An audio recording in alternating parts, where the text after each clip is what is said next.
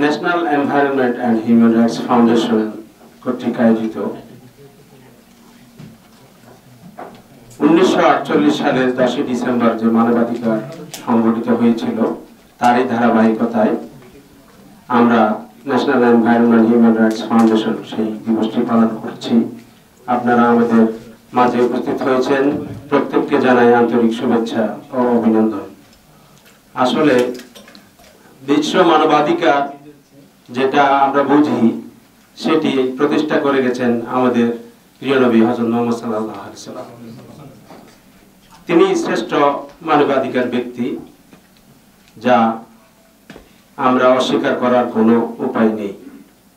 তারপরেও পৃথিবীর ধারাবাহিকতায় আমরা ওনার পথ অনুসরণ করে কিছু মানবাধিকার চর্চা করছি।